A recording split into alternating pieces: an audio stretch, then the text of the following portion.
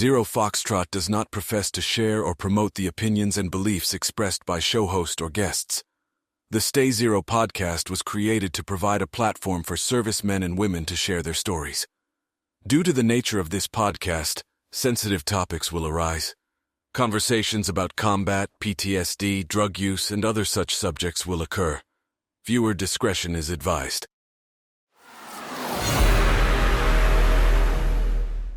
Welcome back to the Stay Zero podcast. I have my friend Apolo here today.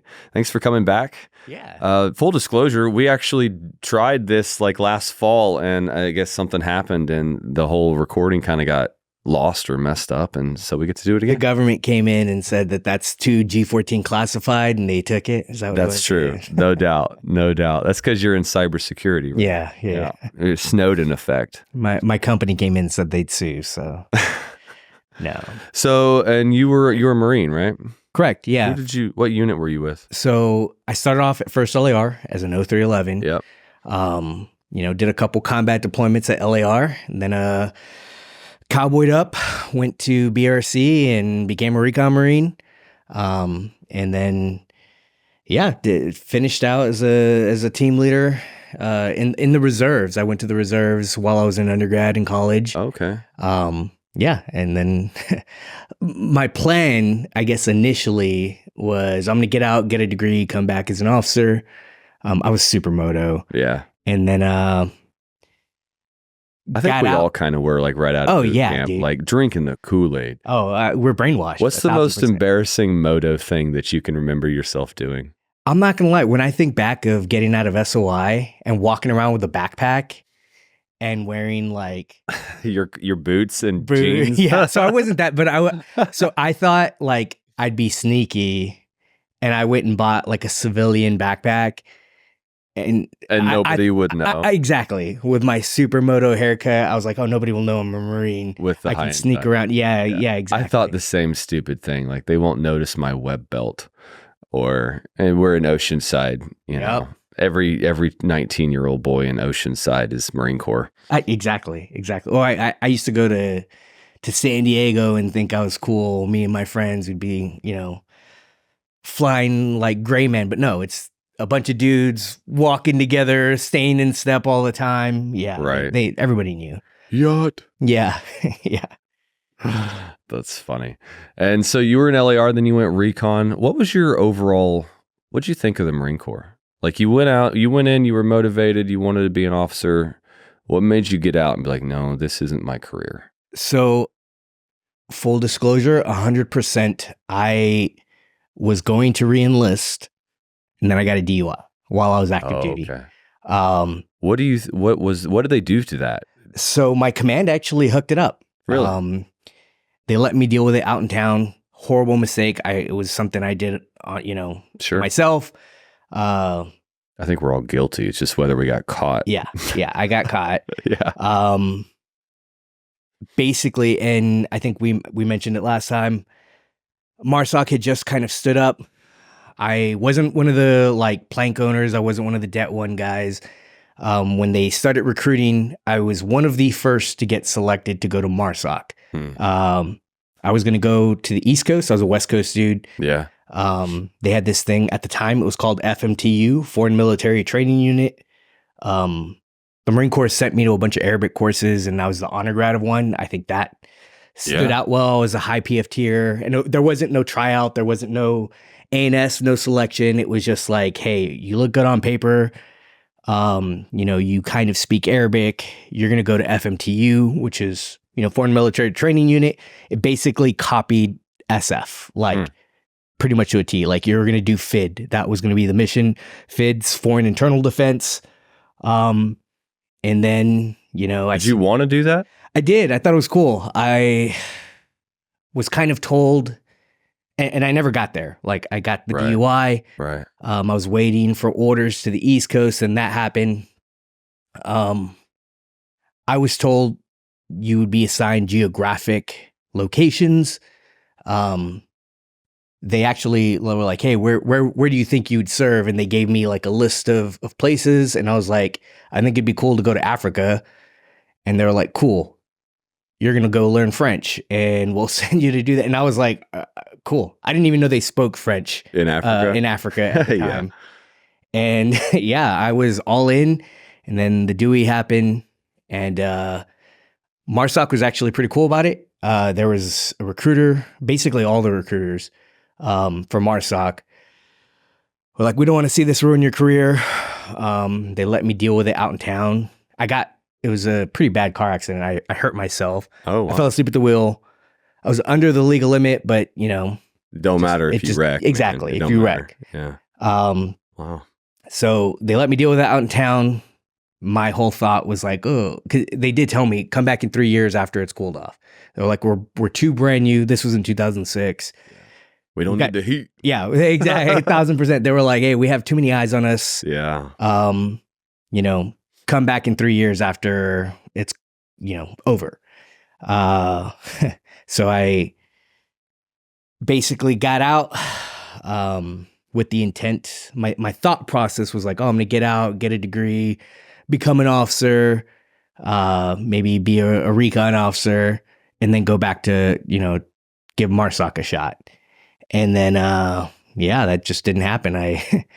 Because of the background, and I think you did it as well, contracting. The recruiters were out there, and I fell in for. Yeah. I thought I'd make a bunch of money before I came back in, and then started contracting, and that led. Who'd you contract with? I was with TC, Triple Canopy. Yeah. Loved. Actually, I didn't love it. I went to Afghan as a contractor. I had never deployed there as a Marine. Yeah. It was different. It was very different than being in the military. Yeah. What kind of work were y'all doing? Dude, it was not like, so I would, at the time, so I don't know if you remember, Camp Leatherneck had been attacked, and there was it was like the costliest attack since Vietnam. That was like months before I got there. Oh. So I got there, we're doing kind of static security. Then I was on this like QRF team where, you would think attacking a Marine Corps base, Marines would, and they did, the Marines did, cowboy up, but it was a little bit of a delayed response. And most of the people that actually responded were Triple Canopy people. Yeah.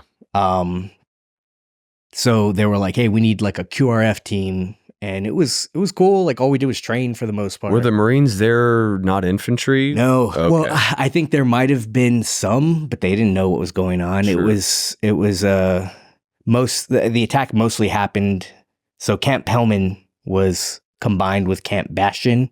Okay. Camp Bastion was like the helo place that, it was like an air pad there or an airfield there. So the Marines that were there, they were air wingers. They weren't locating, close with, and destroying the enemy. So, shoot, move, and communicate's not their jam. I gotcha. This guy that was, one of my the guys that I was contracting with, he was all kitted out. He like shows up, and I guess they saw the Marines, and this was before I got there. He sees like a Marine major, they were all like hunkering down. And, they show up and they're basically going towards the gunfire to mitigate the people that came on base. And I guess the contractor, he's prior Army, he was expecting the Marines to be like, we're going to follow you and we're going to go, get some. Not so much. Huh? Not so much. I guess some Marine major was like, cool gear. And then basically just watched him go, take care of business. Yeah, I mean, I don't know. I signed up for that, so it's hard for me to comment too much on people that didn't, I guess. Yeah. Maybe they just, who knows? I get it, man. Yeah. Like it's being infantry or any kind of like. Let's say every Marine's a rifleman. Come on now. I think every Marine's a Marine. Sure. And I got mad respect for all Marines. Sure. Whether they're a super pogue or a grunt or some kind of commando. I'm sure that's a tough moment. Like I had that moment when I signed up and went to the infantry, and more or less when I was learning my job, it was a process of accepting that I may have to do this. Like this may really happen. Yeah. And I've got to prepare my mind and prepare my decision making to not be hesitant when that occurs. And I know I've got guys to my left and right that are preparing too. You know, if I were working in IPAC or working in the chow hall, or like, I don't know that maybe they never went through that process in their mind of, hey, I might die doing this. Like I might legit be in a gunfight today, or this is what I'm training for because that's my job. Yeah. Then, you know, it happens and you're like, fuck, isn't what I signed up for. Like, I don't want to do that. I would agree. It's but again, you signed up during a war. So, I mean, it's there. Yeah. You know, it's the potential's always there. I definitely think anyone that signs up during war, Yeah, especially, you gotta be ready for that. mad respect. Sure. There's always that chance. Yeah, yeah. But those that sign up to be, you know, infantry or some kind of combat arms, you know, Yeah. it's a different mindset, and you see it. Like you can see it when you talk to someone, when you meet people, you know. Yeah. It's not that the infantry people are better, but at the back of our minds, when we see each other, we're like, we know. Yeah. We know that experiences may vary, and our experience is what people think of when they think of the military. Sure. Sure. Do you ever wonder, like we signed up during a war, right? We expected to go to war.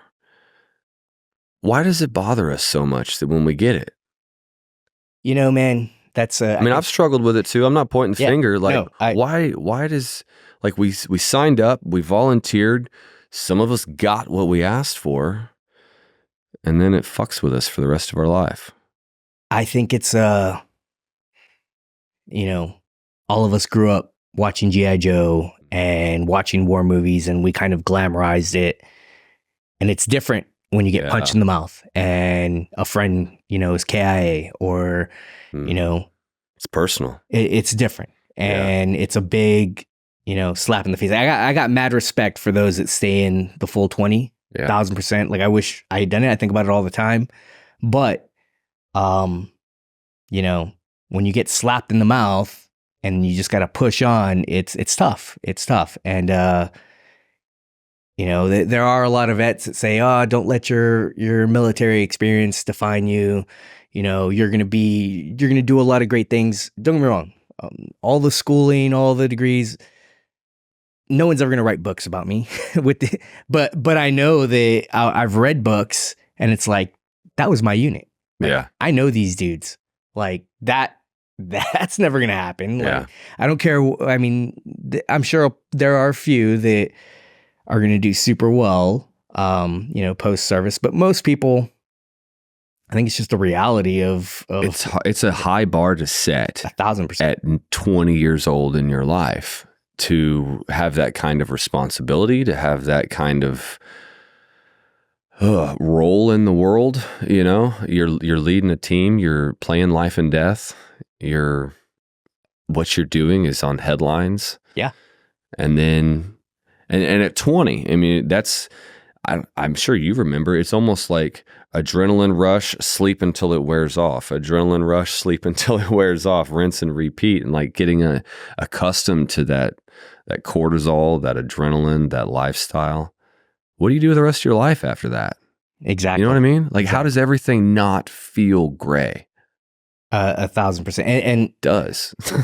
I, you know, I'm sure every vet, man. especially combat veteran, like, and I know combat veterans are people that deployed, but like people that were pulling triggers and in gunfights or, you know, experiencing combat, what you think of when you think of combat. Yeah.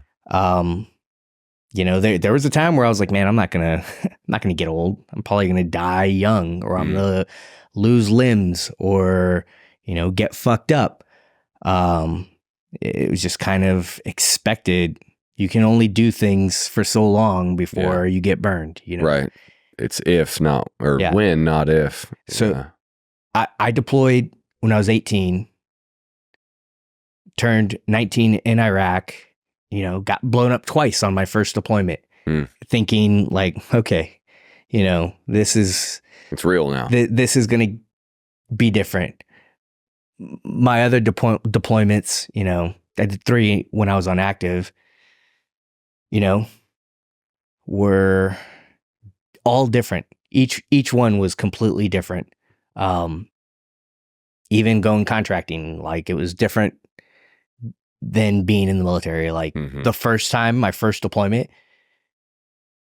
even though it's weird, we're getting blown up all the time. LAR specifically, you're on the road nonstop. Giant targets. Exactly. On the road. And it's, you just expect it. Yeah. I have a lot of buddies, I talk to, and it's just like, oh yeah, we're, that deployment was just miserable because you're just expecting to get blown up, and that sucks. And you're still going out and doing what you got to do. Still doing foot patrol, still getting into ticks. Will it be 155 or 2? Yeah. Like, will I survive it or not? The second IED I hit was a 155 daisy chain to 3 120s. Jeez. And only the 155 blew up. Wow. The other 3. And it's like, man, they tried. They would have rocked us. Yeah. And then also, Afghan, everybody knows that there are mines there. Iraq, there are tons of mines. We had tons of vehicles hitting, anti-tank mines. Even though LAVs are armored, they don't do too well against anti-tank vehicles. Sure. They do better than tracked vehicles. Well, it's just a game. Like, you put on the armor, they up the explosion. Exactly. You put on some armor, they add acetylene tank, right? Like they were stacking them together. So there was 5 anti-tank mines stacked together, and it's ridiculous, dude. I remember, that first deployment from a distance, I see a big explosion, being like, what's that? Seeing like stuff flying, and it was an LAV that had, it was a catastrophic kill. They lifted a 17-ton vehicle, popped it up, and it's just, it was bad. It was tough, and people were just getting rocked nonstop. Yeah. But I remember I went into Karma in 2004 during Ripper Sweep in a zip-up door Humvee, and they had daisy-chained IEDs on both sides of the road, and then like a 12.7 or whatever. They're one of the big guns up on the hill. That was, everything's ready to go, but there was no one manning it. And we were with LAV. Yeah, we talked about that. Yeah. We were probably on the same, they pulled us from the first Battle of Fallujah. Yeah. To go to do Ripper Sweep. That's right. And then we did Karma. Yeah. And people, I forgot we had done that together. Karma was no joke. It was, yeah. That city, I still remember minarets, the Islamic little steeple thing, their churches for the most part, or their mosque, knocked over. And it was just wild, dude. And I remember showing up and just seeing, the aftermath of, the next day of a battle. It was wild, man. Karma was. Yeah, Ripper Sweep was fun. We nicknamed that one Operation Just Kidding, because we did all the work all through those villages, sweeping everything, going house to house. And then, partly I'm glad we didn't, after seeing the guys that went through there. That was a hell of a fight. Yeah. Probably some people I know would not be alive today. We were ready. We were all in. I was disappointed that it got called off, but who knows? I may have died during that one. I don't know. So things kind of happen however they happen. But sure. Ripper Sweep. Yeah, it was crazy. And that, for me at least, that deployment, we had a bunch of wounded, a bunch. We didn't have any KIA. The battalion did, but my company, my platoon, we didn't have any KIA. That's which good.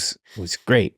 And then the next deployment, then it's different. You get some KIAs, and it's just a different ball game. And then the next deployment after that, which was my last deployment, was probably the least kinetic. Nothing for me. It was a lot easier. We had KIAs. It's just sure. It's just different times. Were all of them combat related, or were any of them just dying from stupid shit? So luckily, we didn't have anyone die from stupid shit. They were all combat related. That's good. IEDs, gunfights. Yeah.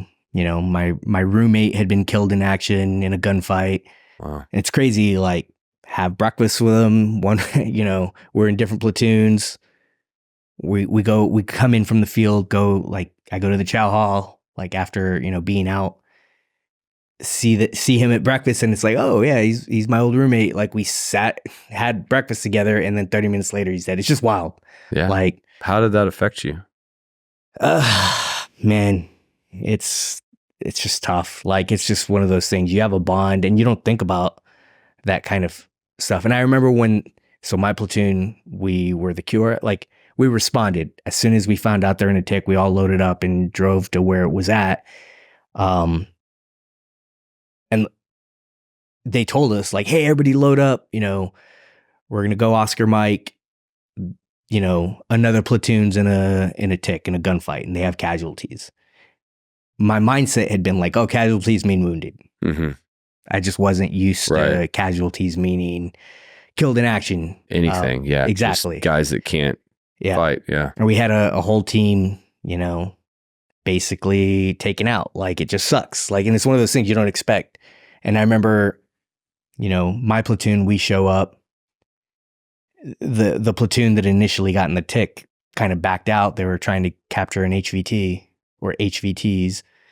And, I was in my platoon commander's vehicle. So we roll up next to theirs. And I remember seeing their corpsman just covered in blood and being like, I asked them, like, who's hit, who's wounded? And the corpsman didn't say anything. And I could see in his face, like, it was different. Talk about a hard job. Yeah. And he was just covered in blood. And then that's when I got, like, the suspicion that it was more than just wounded. Yeah. I was like, crap. Like, that's like... Joking's end now. Exactly. Yeah, it's serious. Yeah. Yeah. And then we, my platoon, the 25s, that's one good thing about being at LAR. Like, those 25s, the Bushmaster chain gun, like, they bring heat. Yeah. They bring hate. The Iraqis, I wasn't in the invasion. I don't know if you were. No. The Iraqis, like, nicknamed them the Marimora, the destroyer. Oh, really? Like, they can bring, they can level houses. I mean, it's a fucking cannon, right? Yeah. It's like a round about, it's a little skinnier. A little smaller than that Red Bull can. Yeah, and it just... For sure. It takes a couple rounds, but it'll bring a house down, like, and especially because, you roll in like a pack for the most part. Like, yeah. It's never an LAV by itself. What's the rate of fire on that? So, is it single shot, or are you able to? So they do, like, kind of, they always kind of do 3-round bursts. Oh, okay. So it's not like, I think they have to pull the trigger each time. And I wasn't a crewman. I was a scout. I just rode in the back. The crewmen, I think they pull the trigger each time, and they do like you'll never forget the sound. It's just like a boom, boom, boom, boom, boom, boom. It's like a heartbeat kind of, but 3-round burst. Like a Mark 19. Exactly. Yeah. It's a good, thumper. So Mark 19s though will continue to, right. Just not as it's long. very it similar. Has that kind of rate of pace. Exactly. That there's a gap between each shot. Right. Now if things are just crazy, like, they can just kind of start unloading on something, but for the most part they'll fire in 3s. And I think it's because it's a chain gun, like, so things don't jam up, and it seems like it's I don't reload them or never did anything like that, but it seems like it's always a problem if they jam up. So yeah, it's they will drop things. So for that engagement, my platoon leveled the house, and then those dudes were, like, all drugged up because they were still fighting. Like, the house is, like, leveled, and they send in scouts again. What drugs do you think they're using? I don't know, man. They just wouldn't die. Like, I found syringes in vehicles. I got ambushed in 2007 by like 12 or 13 dudes that tried to overrun my team. And what they didn't know was that we had a mutually supported team like 500 meters away with the 50. And so they were hammering us, and the other guys are like, they video recorded it, just laughing. It's a turkey shoot. Ding, ding, Nice. But once we got once it was over, we went down and looked in all the vehicles, and they were just riddled with syringes and drugs and all kinds of shit, guns and RPGs. And I don't know what the fuck they were taking, but you'd shoot them, they'd go down and they'd get back up. Like, damn, you got to spine them or get them somewhere in the head or to keep them down. Yeah. I don't know, man. I've seen that as well. It's like that dude's definitely dead. And then they get up and start. It's like, what the hell? It's like a zombie or something. That's what it was like, yeah. I assume it's an amphetamine of some sort. I can't imagine they're shooting heroin and you just fall. You know he's going to fight on that? Like, just drooling out of the truck. Ugh, where's these guys at? Yeah. I kind of think that and even though, they were the enemy, I respect them. Like, it takes balls to like go up against the U.S. military. And I think a lot of them knew that they were going to die. Sure. But rather be high. Yeah. No, they get high or get amped up knowing that they were going to get fucked up. And then... Have you ever heard Shane Gillis's thing on Navy SEALs, how they're kind of pussies? The Black Hawk helicopter. Yeah, that shit's hilarious. You're like, you know who's brave? The Taliban. Oh, yeah. Fucking show up in sandals with an old rusty AK. Can't hit shit. Never trained. We're going to take on the U.S. military. Like, that takes fucking bravery. It does, man. Yeah. I mean, he's not wrong. And that's why it was funny, right? Yeah. Those guys are standing up to the machine and we're in the machine, right? Yeah. We had the body armor and all the stuff and they're just making it happen. And respect. And if Iraqis could shoot better, if they were trained, we would have had a lot more casualties. Dude, I long said, like, if I honestly question if they really want to fight us. Because if they did, they could have fucked us up in so many different ways and so many times where, guys just weren't doing their job. Like, because we see the complacency behind everything, right? Oh, yeah. We know when dickhead falls asleep because everyone talks about it. Mm-hmm. And so then you're like, man, they could have just walked right through. Well, they didn't know that. Yeah. And so, but from my perspective, it's like these guys must not really want to fuck us up because I feel like they could do way more than they did. I mean, I think they were trying. I just don't think, I think it was very like last minute hodgepodge, Yeah. Here's some weapons. They're learning too, right? Exactly. As we adjust, they adjust. Yeah. And so it's on the fly. Their IEDs would get stronger as we started getting armor. Yep. I remember, especially in 2004, we're rolling around in green armored vehicles, but there were armored vehicles, or we'd be doing foot patrols in green flaks. And I remember seeing, straight leg units rolling around in Humvees with no armor, canvas doors. Oh, yeah. A lot of the times they'd take them off. Like, that was us, man. Yeah. We were in the high backs with the little wooden slates that you lean against and the doors. Dudes crammed in the back. Yeah. Yeah. I remember seeing them being like, man, screw that. Especially and it was almost like we didn't really start getting hit until they gave us armor. Once we started getting armor was when all the IEDs started going nuts. And the first doors, they weren't really doors. It was just like a piece of AR-500 panel that like kind of cut out like a door and lifted. It came up by your head a little bit and you could just shut it and tie it to the... Yeah, I remember seeing them. Yeah. A bunch of jerry-rigged, like... It was. Armor just kind of slapped on. Mm-hmm. Yeah, I mean, I think... So when we went out in 2004... it was OF2, the return of Marines to Iraq. Mm-hmm. I think IEDs were barely like getting big. Yeah. And then the longer we were out there, the more they got better. Yeah. The more they realized like, oh, we can do this and live. And exactly. Yeah. Gunfights, somebody's going to die. IEDs were super frustrating to fight. It's like fighting ghosts. It is 1,000. Yeah. Fight me, you fuck. Yeah. Yeah. It's like, nah, I'll just blow you up again tomorrow. My first deployment it's weird. It was the scariest deployment for me. Do you think it was because it was your first, or was it because I think the situation was worse? The situation was worse. There was a lot more stuff. We rolled up to a lot of things. A lot of the times, we'd be an infantry unit would get into a gunfight. We'd roll up and they'd be like, screw that.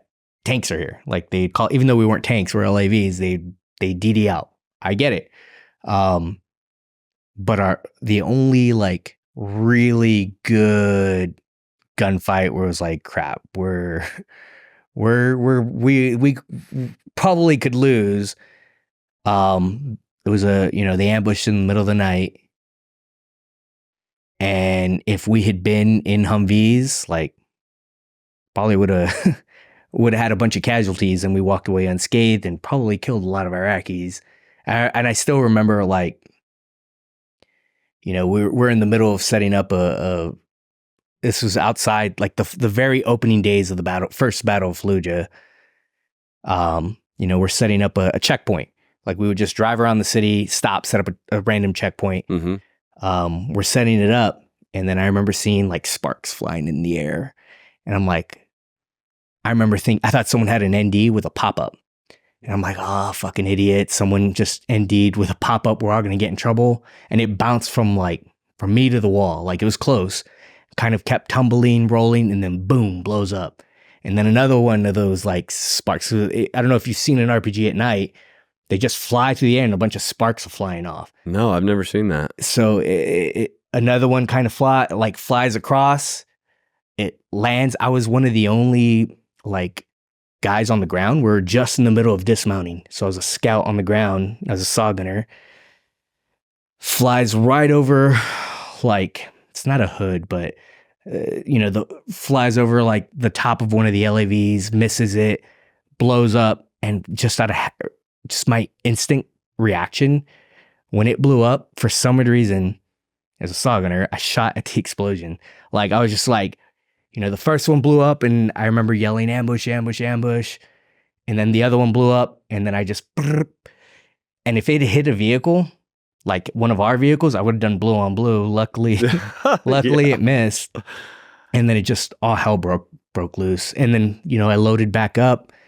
We're doing Marine Corps textbook stuff. We're punching through the ambush, and then we're turning around to assault through. The LAVs it's good to have armored vehicles. Sure. I remember driving through, and they had us in a complex like ambush. Like they were on both sides of the road. They had, I don't know if it was PKMs. Like they had heavy machine guns kind of on both sides. We drive through it, and I remember like, because they were just shooting straight across, like just shooting into the dark because nobody could really see anything. Mm-hmm. And I remember seeing their tracers like flying, and then we're driving through their gunshots, and you can kind of hear and like the impact, just the way it sounds. Mm-hmm. Shot the side of our LAV, and for some weird reason, I was a boot. This was my first big gunfight. I remember yelling, "We're hit!" Like it's like we're an airplane or something. I was like, "We're hit! We're hit!" And then it just like, no shit. Yeah, it was just wild. I freaking. It's funny how you react, and you don't even think, like you just yell shit out sometimes or respond in whatever way, and like, well, why did I do that? Like I don't even know. I was still pretty fresh out of SOI, man. Like you're a new guy. Totally. I didn't have. Like I went to boot camp, went to SOI, got to the fleet in November of 03, and then February 04 we're deployed to OAF2.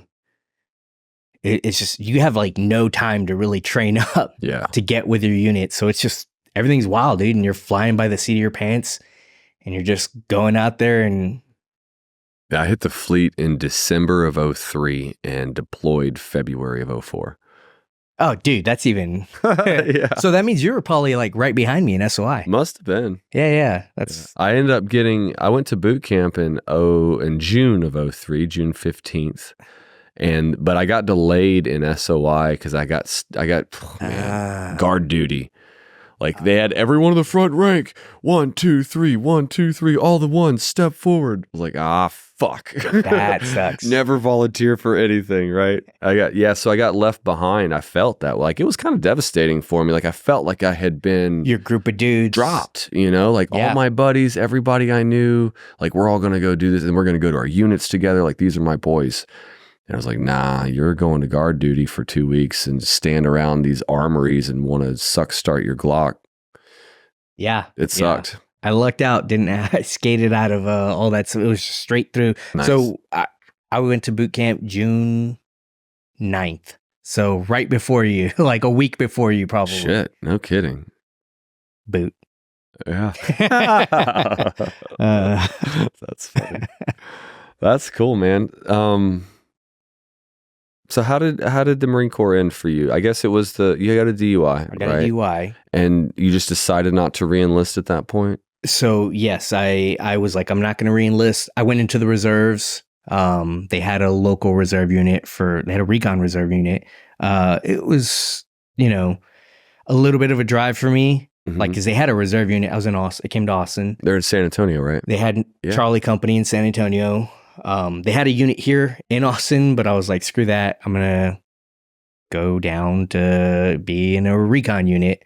So I would drive down to go drill. And it was good. I feel like the reserves is one of the best kept secrets. Like, I always thought it was a bunch of weekend warriors that just didn't really want to commit, but it's actually a really great opportunity they get a lot of school slots. You can still do all the training. You can still kind of keep your foot on the ground back with your civilian life and pursue a career or a family or a degree or whatever. And what I found in Iraq was like the command for reserve units were far less concerned about losing their military career. Yeah. Than the active duty commands. Like, they're really pumping up what's going on my resume, make sure nothing really gets fucked up. And it seemed like these reserve dudes were like, we're here to kill bodies and win a fucking war. And then I'm going to go back to my construction job and not worry about it. They got a lot more leniency. So I can't speak to, infantry reserve. I know there's some killers there. Sure. But the recon reserve unit was squared away, dude. There were a bunch of like federal agents, SWAT team guys. We had dudes that were firefighters, so they were EMT trained. Like, we had all these skill sets, and it's like, man, I wish we had this on active duty. Like, these guys know their shit. Yeah. I remember, like, we'd hit a house and start doing sensitive site exploitation, SSE, and we just trash the place. We'd be looking for stuff, like looking for pamphlets, looking for any kind of stuff that could indicate that they were a bad guy. With federal agents, they'd be like, or cops, they'd be like, no, let's do this methodically. Let's kind of go through everything, thoroughly. Right. And it was like something simple, and it'd be like, it's kind of like being with adults instead of high school kids with guns. 1,000%, dude. Like that's really what it was. It was, and we had dudes that were like that, but sure, it was different. And then another thing that I learned in the reserves, which I never realized, especially like 3rd Recon, every time they would deploy, they basically take like a company or at least a platoon worth of reservists with them. So, when I got to the reserves, I'd already had 3 combat deployments. I was thinking like, oh, these reservists probably won't have any, maybe 1. But there were a lot of dudes there with like two combat deployments, and were, trained recon dudes, and they were squared away. Yeah. Oh. So I enjoyed my time there. But you didn't stay. I didn't stay. So there were a lot of prior active guys there. So it's weird. A guy that I knew from active, a few, like I ran into at the reserves. One of the big things was, when I first got there, the unit was a lot of guys were contracting, and they were, dudes would never show up to drill. Right. Cool. Like, they're doing their thing. Then they made like a rule saying, hey, if you're going to be in the unit, you're going to be in the unit. Like, no more of this contracting stuff. And that was, at the time, people were coming in and out like, oh, I'm going to show up. Oh, I'm done. I'm going to go contract. Oh, I'm going to come back. I thought, I'm going to go contract, do 1 year, and then I'll go back active duty as an O. And then started contracting, sold my soul to the devil, and started chasing money. Yeah. And then when I did get back and I was doing more executive protection stuff, at the time, The reserves were like, the Marine Corps itself was downsizing. So they were like, yeah, dude, like, you know, you got tattoos and experience. Get the fuck out of here. Yeah, exactly. It was a lot tougher to get back into the Marine Corps as a enlisted guy. But yeah, it was, I enjoyed my time there. I thought it was good to go. I do think every unit's going to be different. You know, being a recon reservist, they were squared away, man. They were like legit shooters there that I do think, just like all the other branches, like now you can go contract recon. It wasn't like that when I was in. I think now there's like a recruitment tool where there's more of a pipeline. Yeah. There is a pipeline now. Yeah. There wasn't when, like, now dudes they do BRC, jump, dive, sear, and free fall before they even get to a team. Like, that's just mind blowing. So there's a lot of schoolhouses. I had jump, sear, and that's about it. So people are showing up with dual cools. Do you think it's because the war's slowing down? I 1,000% think so. Schoolhouses take over where guys were deploying. Exactly. Like, we just needed bodies downrange. I think that's so now they're getting schooled up. That's probably how, like, peacetime, we all train up, we prepare. Yeah. But once the war kicks off, like, we got just enough time to teach you to zero that rifle and get the fuck over there. I think, you know, I'd always heard stories that there had been pipelines before and the Marine Corps would lose budget.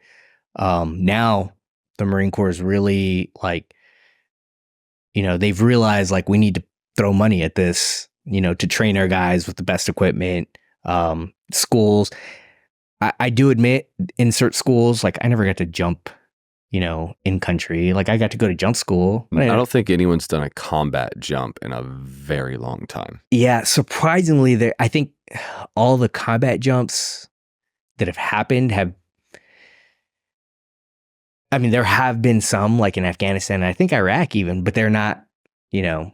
It's not the 101st. Yeah. Right? Not like that. Exactly. It's like dev group hitting a target. Yeah. Like yeah. Recons, I think, and again, I didn't get to do them, but I think they've done combat jumps. But for the most part, it's like, we're going to do it just to say just to do it. Yeah. We have other entry ways. We want to jump. We could drive in or like fast rope from a helo or do something, but we're going to jump. And I get it. Like, it'd be fucking awesome. Yeah. And I wasn't, you know, I didn't get to go to free fall either. Like, have you ever skydived as a civilian? I did once. Think about it. I did once. Like, you know, I think I had like 15, 16 jumps. I don't remember the amount. So you went a few times. It wasn't like. Well, when I was in the Marines and then did it once as a civilian, and I never got to go to free fall as a static line jumper. Yeah. It's in recon though. It's definitely different. Like in jump school, it's out the door. You know, you're crammed into a plane like a sardine, and you just fly out. Yeah. At recon, you know, you have a whole plane to yourself for the most part, and your team's kind of doing a ramp jump, just walking out the back. You know, sometimes you'll push gear out. Like it's cool, but I never got to do like a free fall jump, which would have been pretty gangster, I think. And they have a course for that, for what it's called. Halo, I think. Yeah. High altitude, low opening or something like that. It's got a name, but I can't remember. Yeah, it's basically Halo and Hey-Ho and all that stuff. Yeah, there's all kinds of... Yeah. Who knows? I didn't do jump either. That was one of those re-enlistment things. It's like, so if I re-enlist, I get to go to a school to learn something I'll never do. Yeah. Okay. I remember seeing him, like when I went through jump. There were a few other recon guys. There's a couple MARSOC dudes. Mm-hmm. There was a couple, like there weren't many Marines in total. A lot of them had re-enlisted. And then I think there was probably the majority were like parachute riggers. Oh. They all go to jump school, so they were okay. But yeah, it was good. I heard it's a jump cool school is gay as AIDS. It's gayer than a bag of dicks. Yeah. Like it takes way too long to do even the whole first 2 or 3 days is just getting gear out. Like the Army's just... So I think SEALs have their own jump school and it's a week long. That makes Like, sense. Army jump school is 3 weeks. Yeah, not necessary. Yeah, it's not. 2 of them are a waste of time. Yeah, pretty much. I think I had a friend that went and then just left. He's like, this is so stupid. I don't care. He just left. He's like, I don't want this school anymore. You do a lot of, like, it's weird. It's somewhat painful because you run everywhere, which, as a 300 PFTer, it's the shuffling. Like, you do like formation runs, like super slow, and it was miserable. Like, you feel like you're getting shin splints because you're like slow stepping. Right. But besides that, the school's a joke. Yeah. I see why they do everything Barney style. And I'm not saying anything against the Army. It's just they got people fresh out of boot camp. Lowest common denominator. Yeah. Right? Yeah. That they're, going through a school that it's weird. It's a gentleman's course, but not like, because they're kids. They're, sure. They are. They're kids fresh, like out of boot camp. And I don't even know if, I think they go, well, depending on what their job is, they go like boot camp, then jump school, or AIT, and then jump school, like before they get to, like, it's crazy. Yeah. It's not like the Marine Corps where, you get to your unit, you wait around, like, yeah. Yeah. I mean, now with the pipeline, it might be a little bit like that, but at least they've done BRC, which is it's a gut check. They're a little more mature, You're going to weed them out, right? Yeah. And they're going to start to mature as they go through those experiences. Yeah. So did you go to college after all that? What did you decide? What did you decide on? Did you have a plan for your transition? So my plan was get out, go to college, get a degree, come back as an O. Yeah. I got out, started college. I went to the University of Texas, which is a phenomenal school. My undergrad was completely worthless for what I do now. I did Middle Eastern Studies, history, and then a minor in government. Yeah. Thinking I'm going to be in the military. We're probably going to be fighting for a long time. Yeah. It might help to understand the culture a little bit more, understand the history behind what's going on. And then, decided not to go back to the military. Why did you decide that? Did you meet a girl? No. It was mostly like I started working in the private sector and started making money. Yeah. Like, I'd never had a job where, like my first job out of college was contracting. Yeah. Nothing to do with I guess Middle Eastern Studies a little bit. But it was a 6-figure job out of college. And it was like, I kind of like this. Hell yeah. And then I got real big into, investing and trying to save money for my future. And it was like, people don't realize, like, you actually do make decent money in the military if you're saving it for your future.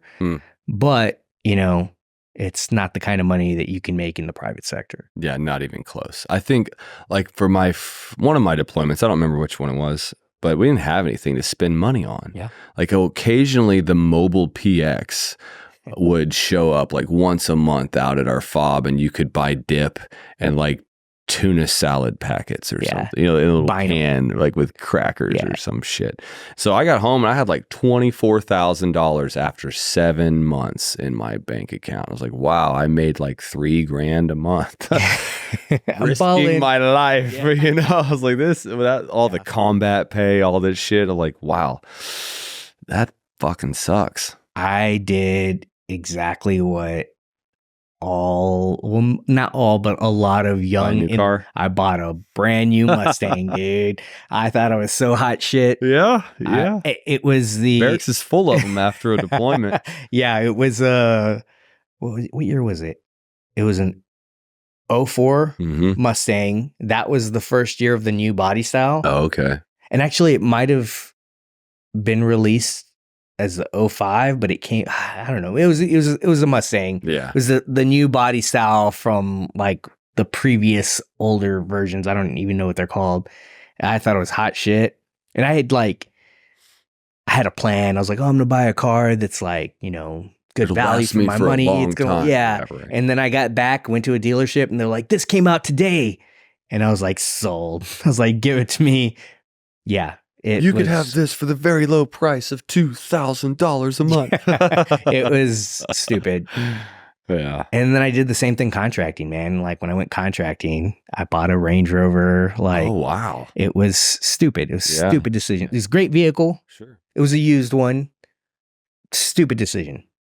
Like, those are great cars if you're continually making money. And I was doing well as a, contractor and then doing EP work. But, once I started having problems, they continued to. Sure. You you adjust your lifestyle to that income. Yeah. And I couldn't tell you how many guys I knew contracting that, my whole thing was, this is my out. This is my plan. And I had a lot of them, right? I had many plans. Like, this is what I'm doing to get out. And they would look at me and be like, man, I'm not going anywhere. Like, cause you would sit in the truck, like, hey, what's your hustle? What's your plan? What's your whatever? And many of the dudes like, I've got too much child support, or I got whatever. Like, I'm here till they close the doors. Like, really? Like, guys wearing Rolexes, and things. Like, we had a guy, and we made real good money in the last program that I was on, and I think he spent $20,000 on a refrigerator. I was like, good Lord, did it come with a waiter inside to hand you your food? What the hell, bro? Yeah. Just crazy shit. Dude, I remember people would, get their leave and they were like, I don't want to pay taxes, so I'm going to go on a trip somewhere. Thailand. Yeah. It might sound good in theory, Sex but then toys and lady boys. Well, they're flying. They'd be flying out women to meet them.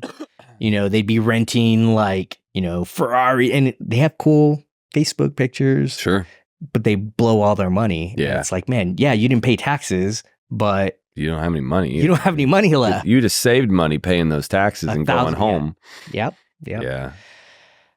I fortunately, when I was contracting, there's always that little group that's like, oh, we're going to try and make more money investing. And I went down that route, and, it was all into day trading and made some money, like was doing super well because I had the time to do the research and analysis. And then when I got back and stopped spending that time, I also lost the money, like a lot of money real quick. So now I just, I save I want to retire early. That's my big learning to live within your means is a huge, the lesson we all have to learn at some point, or we're just going to keep getting burned.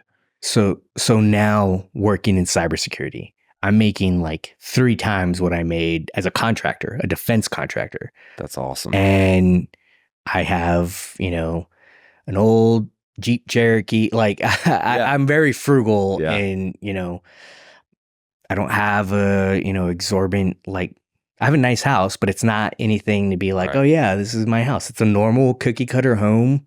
I save a lot for retirement. Yeah. It's just a different shift in mindset. So talk to me about how you did that. What was your path into that? Yeah. So that's I think the big reason that I'm here today. Like, cybersecurity it's life-changing. If you jump into it and you dive in, it can be extremely lucrative. And I'm not gonna lie, like, I'm coin operated. That's why I was a contractor. Your coin. Yeah. That took me a second to get. It's that's funny. I went, then there's tons of different ways and paths to get into that, to get into cyber. I was doing, executive protection, and, a lot of the clients had networking people that would come in to do cyber stuff. Yeah. And I would see like, they're making a lot of money doing a few things, or, I had buddies from undergrad that had gotten into it and were doing super well. And I was like, I'm going to give that a go. And I actually, one of my good buddies, Brendan Reck, if you're watching, he's a CCT. He was crushing it in cyber sales. Yeah. And I was like, man, and he had mentioned to me, he's like, dude, he's like, stop carrying a gun. Like, you need to get into this. Like, you can make money. And I 1,000%, like, it's one of my little things that I always say is, if you want to keep America safe, want to keep people safe, businesses safe, it's time to put down that rifle and pick up a keyboard, because cybersecurity is the future of warfare and the future is now. Like, that's where the fight is at. So being in it, what advice would you give to someone pursuing that with whatever the situation is now? Maybe not the path that you took if the situation's changed. Like, if you're like, this is what you want to do, that's the best way to go. So there are so many different paths and niches in cyber. It's a broad thing. The one thing I would say is don't be afraid of it. Like, I'll be honest, it's a little intimidating. I don't know shit about computers. So yeah, I'm like, I got to learn Java, or I got to learn coding, or all that's the thing. I don't know how to code. Yeah. I don't know. I suck with computers. I type super slow. I, punch the keyboards. I've learned enough, like, being in the industry for so long that, I'm a strategy policy kind of guy. There are tons of people that think, oh, you have to know how to code. And that's not necessarily the case. It'll help. Yeah. If you know how to code, like, there's a niche for that. Yeah. There's a need for that. But, a lot of it's, turning wrenches. Like, I would say, don't be afraid to get into cyber. It can change your life.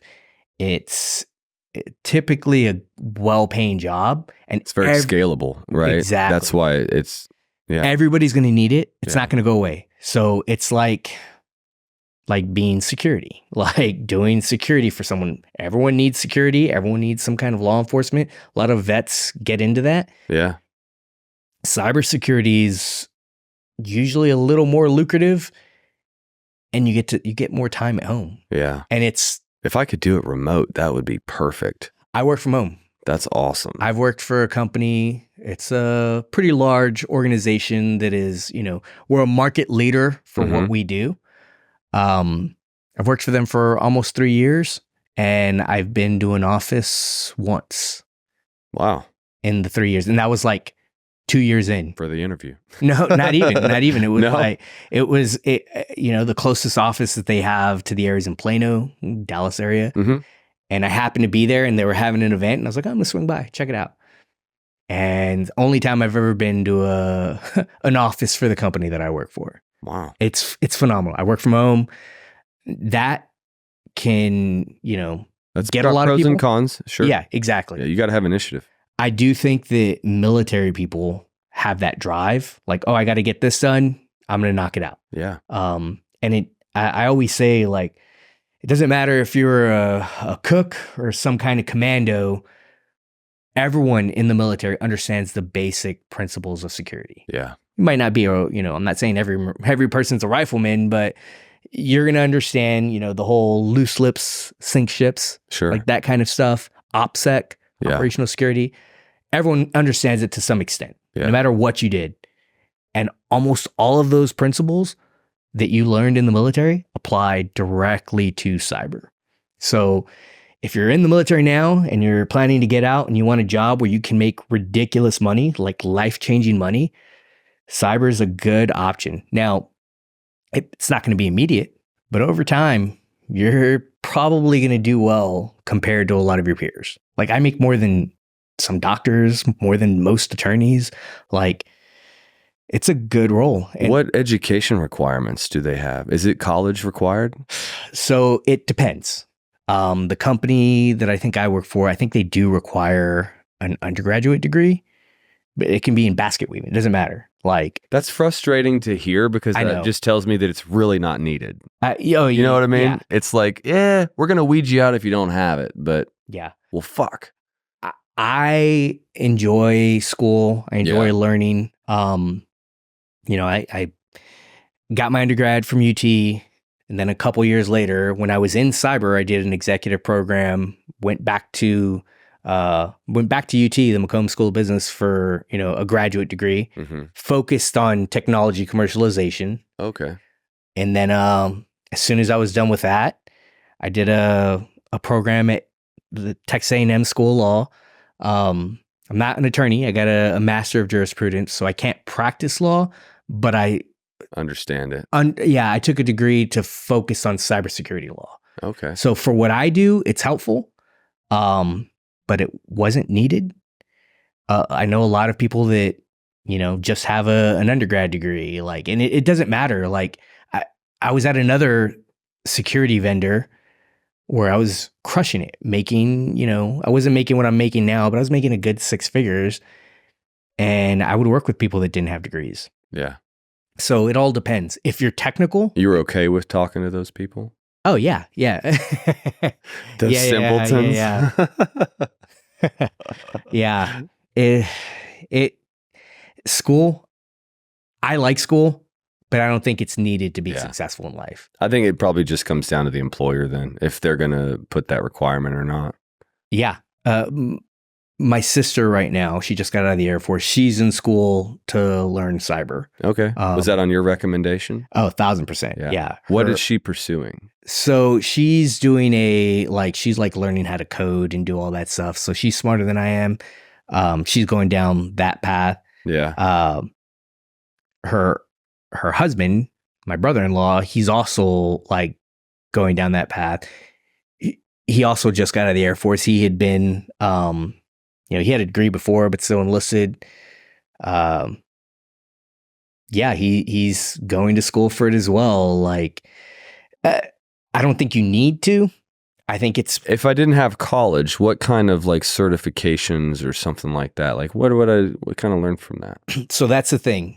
You can go to school for computer science or cybersecurity or whatever. Yeah. Doesn't mean that companies are going to be like, oh yeah, we want to hire you. Right. I would get, and this is me personally, if I wanted to, start over and not be on the sales side, which is what I had done for a while. Now I'm in advisory. I would get certs from vendors. I know how to be a Splunk admin, a Splunk administrator. Splunk is a company that's in, 90 plus of the, Fortune 100 companies. So a lot of big names use that tool. Okay. You can get a certification, and they actually provide free training for veterans wow. that you can knock out on your own. Having stuff like that, having those certifications for what companies actually use is super helpful. That's what they're looking for. Okay. This guy has a degree in computer science. Cool. This guy has a certification in how to be a Splunk admin or how to be a tool.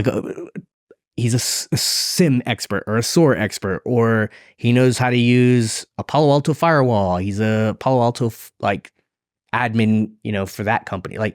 There's all these different vendors that have tools that a lot of big name companies use, and they want people that know how to use those tools.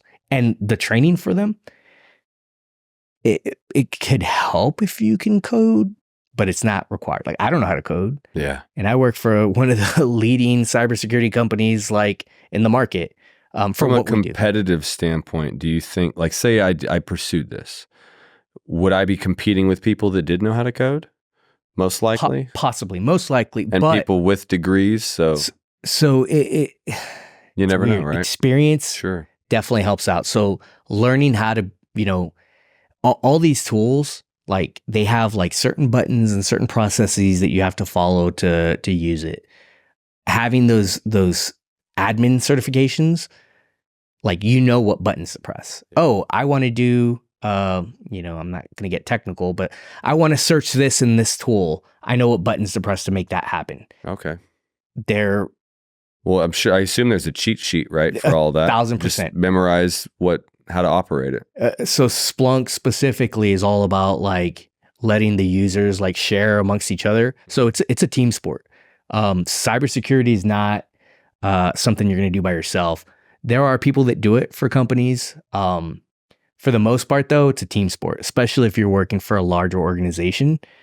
You're going to have a team of people that are going to support you, and they have different tiers of operators. They'll have tier 1 that are sifting through emails and trying to find some bad stuff, and then they'll pass it on to someone that's a little more experienced to actually take care of that stuff, or see, do a little more research, and then they'll pass it up to a tier 3 guy. So it's, it's a team sport. It's not something you're going to do by yourself.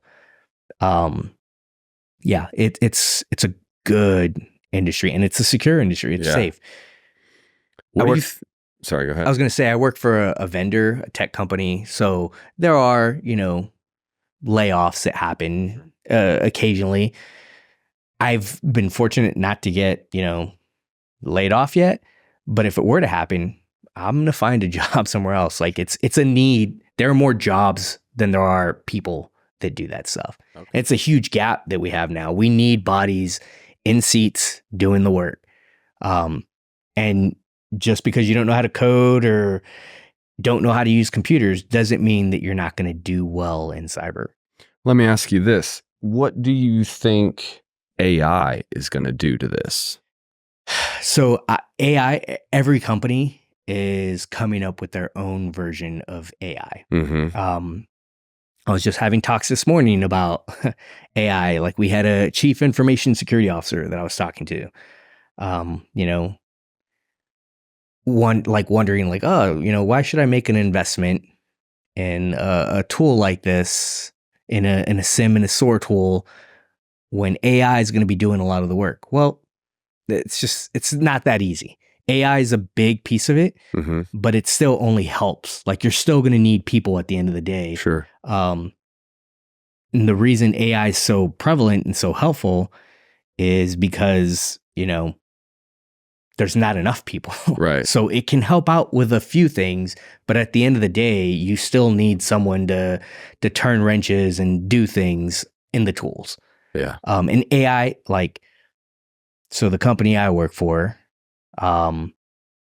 we have our own version of AI. It's an assistant tool that can help you kind of type in like in plain English, like, hey, I need this. And it'll tell you the process to do it. Yeah. It tells you what to input into the tool. Left, right, up, down, A, B, A, basically, B. Yeah. Right? That's what it's like. Start, select. Yeah, 1,000%. Yeah. See, there you go. Boom. Yeah, cyber. I'm already a hacker. Yep. Yeah. And again, there's like so many different things you can do in cyber. You can do product management, programming, like where you're helping get tools like implemented, but you're not doing it. You're just kind of quarterbacking. Yeah. Military people are great for that. You could do pen testing, like penetration testing, like companies, they have to do audits. They have to do pen tests. There are a lot of companies that'll be like, hey, we need you to sneak into this building, get past their security, and, find out what they have or insert like a USB stick into this computer. I think that stuff's badass. Like it's pretty cool. Where's that job? Yeah. Like people will be like, all right, let me get a ladder and a vest and a clipboard. Nobody ever talks to that guy. It's 1,000%. Yeah, that happens all the time. There's all these different ways that you can break into cyber and do something cool. Like I think that stuff's fun, and it's something that companies have to continue to do. So there are all these companies that exist to help with that. And you can work for those companies, or you can work for a big, Fortune 100 company directly, where you've got all the benefits, the pay is usually pretty decent, and you're just helping the machine move. What would I Google to start this searching process? Just like the specific programs you're talking about, look for some training aids for that. So there are tons of organizations that offer free training. So I know I've been kind of evasive on who I work. I work for a company called Splunk. You can Google Splunk/veterans. I think it's /veterans, and it'll pull up like a way that you can access it and get free training as long as you're a veteran. Like you have your little, what is it, idme.mil or idme.com. Like it'll verify that you're a veteran, and then boom, you have access to a bunch of training that can get you hired. And it'll list like a job board saying, hey, all these companies are looking for Splunk admins. And they're usually pretty great companies. There are tons of other organizations. Like there's a company called FortiGate. They love training veterans. They have a program called FortiVet. Like they call everything like FortiGate, FortiNet, FortiMail, whatever. FortiVet. It's like Pflugerville. They put a P in front of everything in town and think they're fucking funny. Yep, pretty much. So yeah, exactly. So okay. They've got all these different programs. I'm sure Palo Alto is a big company that, like, they're a firewall company. Yeah. They're everywhere. Okay. They probably have veteran training, companies like Microsoft, even Google, like they've all got stuff to train people on how to do cyber, because it's a huge gap. Plus there are all these, third party organizations that are like, hey, we'll train you for free. We'll do like either a course where we'll fly you in to, do the training in person, or you'll have access to this like, remote training. I mean, Google's a powerful thing. Sure. And it'll hook you up with a lot of stuff, a lot of information. The biggest thing, and I do it all the time, like, I was talking to a SEAL a couple weeks ago that was like, hey, he's getting out, wants to, get into cyber. He reached out to his buddy that's been out for a little bit, connected him to me. Reach out to veterans that are out there that are in the community already, and they can help point you in the right direction. They can refer you to companies. They can, tell you what they would do. And I'm constantly telling, like, people hit me up all the time. I'm like, hey man, it depends on what you want to do. Me personally, like, I would do this cert, do this training. School's cool. Like, I'm a big advocate of school. Actually, I enjoy it, but it's not needed. Yeah. Especially if you're at, working for, a company that just needs security, and everybody does. Especially if they're publicly traded, they have to have cybersecurity stuff. Oh yeah. So there are all these different rules and laws in place that, they got to have something. Right. Yeah. And it's a lot of those companies love hiring vets. And I think, vets are the low hanging fruit because they're already in, they get the basics of. Well, companies also get a tax break for hiring veterans. Yep. I didn't know that until I had one of my bosses come and bring me a thing. He's like, you're a vet, right? And I was like, yeah. And he's like, sign this. And I looked at it, I was like, oh, this is for your tax, but not mine. I was like, oh, sweet. I feel more valuable now. Yeah, you are. You are. I'm all for that stuff, man. Yeah. Like, at the end of the day, no matter what you did in the military, we signed a blank check. Like, I know, Air Force people that have been KIA. I know Navy people that have been KIA. Like, it's just, we sign a blank check. There should be some, rewards that you're not rewards, but at least set you up for a chance to be successful in life. It's nice that when there's appreciation, for sure. I'm all for it, man. Absolutely. And this network has probably been, I think the network of the military has been the most beneficial part to having done it. I mean, aside from the experience and kind of what that gave me and perspective and ability to always say, at least I'm not here, right? Or that I'm not naked in a shower room bouncing up and down with a mattress on my head. That could be worse, right? Yeah. Yeah. But yeah, the network, man, talking to guys just like you. I think every job I've had since the Marine Corps has pretty much been through that networking. Yeah, man.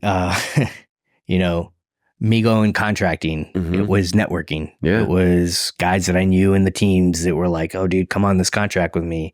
And then that led to me doing executive protection. And this is where I started to meet, cybersecurity people and people that I'd gone to school with, that it was like, oh yeah, this is, this is not a bad industry. Yeah. And when I jumped in, I went the sales route. I loved it, man. Like I thought I was going to hate working in an office. Every job I'd had. Do you like sales? I actually do. It's not for everybody. I excelled at it. A lot of sales is luck, having a good territory, but it's also like the work you put into it, man. It's about, it was a numbers game for me. Like, I'm going to put in extra work, if I'm taking a bunch of at bats, that leads to more hits to where you're able to crush it. So I did super well at sales. And I think having that drive is what helped me excel. Also, I'm sure guys like yourself too, like you know, you're outgoing, you go to bars and it's like, yeah, I'll talk or I'll meet people. Sure. Like, I have no problem doing that stuff. And I think the military gets you used to that because you're put in situations where you don't know anyone. Yeah. It's just like, hey, figure it out. Well, you figure it out. That's what a lot of sales is. Like, nobody's going to hold your hand, but it's not for everybody. Yeah. There are some people that I've tried sales positions before, and I always felt like I was running a hustle or something, or like they always had that kind of questioning my motive behind, like, is this guy trying to cheat me right now? Or it's like, listen, this is what I got. Do you want it or not? If not, that's fine. I'll fuck off. So I've never done like business to like B2C, like business to a customer. Like I've always done B2B. Oh, like okay. I've always worked for a vendor, and then I'm talking to people that work for another company that needs a solution. And cybersecurity tools, it really is like there's a need. Like people are like, oh, this will make my life easier. Let me add it onto my environment. And you know, it's a numbers game, man. Like people need security tools. And where do you think that fits in with personal security? Like you do mostly for businesses and for corporations. Correct. Yeah. Where does that service fit in for the individual? So are you talking about like just us being monitored, our phones, our computer, like this whole AT&T Verizon thing where all the phones are supposed to turn off and everybody's fucked, and you know, like do you do anything like that? Is there ways that you protect yourself from what you've learned through your business? So there are ways to kind of do stuff like that. I don't really dive into that stuff. You know, a lot of it is just brilliance in the basics, like making sure you have the most common update. But like with the AT&T thing, I think it was the update that caused the problem. Right.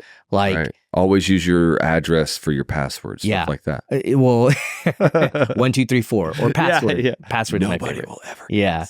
No, all my passwords are extremely long and complicated. Give me an example. So let's see. I'll do going to go talk on a podcast 99 as a password. Yeah. I've heard that like phrases and sentences are the most effective passwords. So something like that with, you know, some. That was a long time ago though. So I don't know. Well, no, like having long passwords is the big key. Throwing in those, you know, like an uppercase and a lowercase, and, you know, having some numbers and some, you know, special characters is helpful. Right.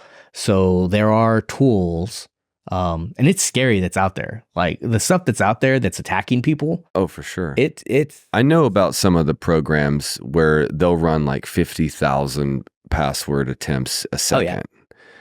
Like nothing you're going to make up is going to combat that. Like that dude's at another level. He's getting into your shit. But the average person trying to, you know, target you and could probably wouldn't have that type of equipment.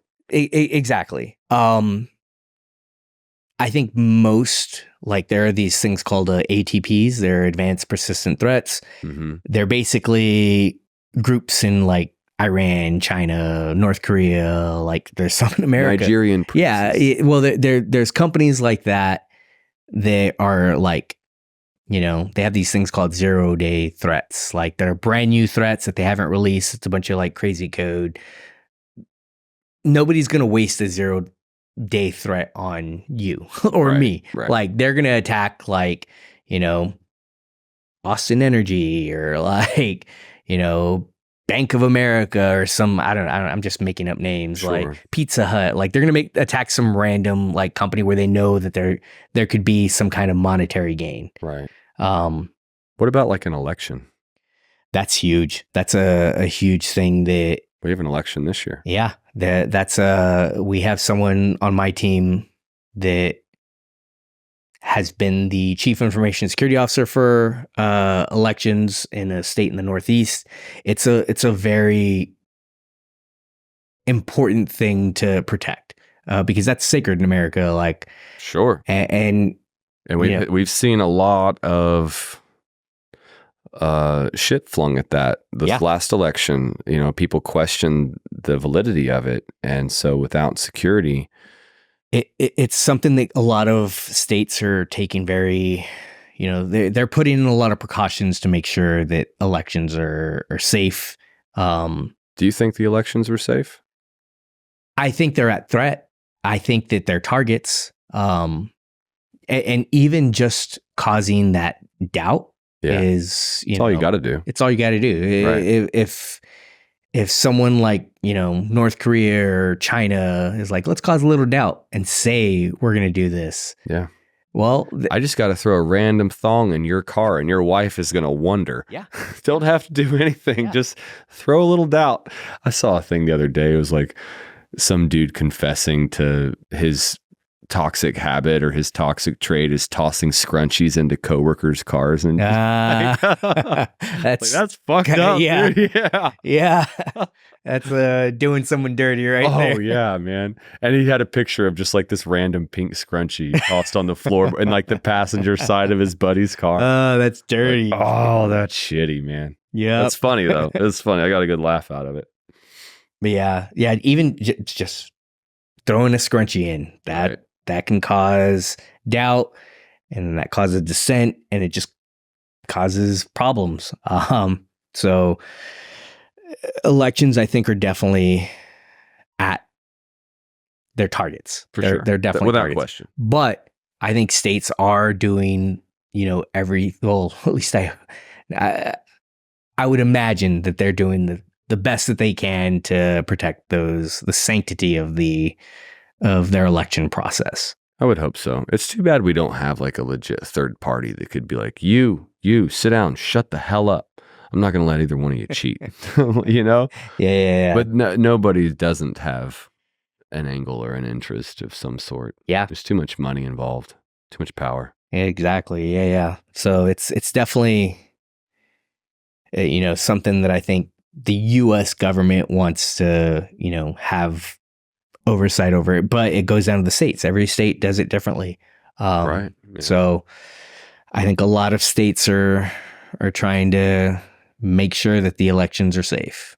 So it's very scary. It is. All that stuff is, and to be like, the popular vote doesn't mean anything anyway.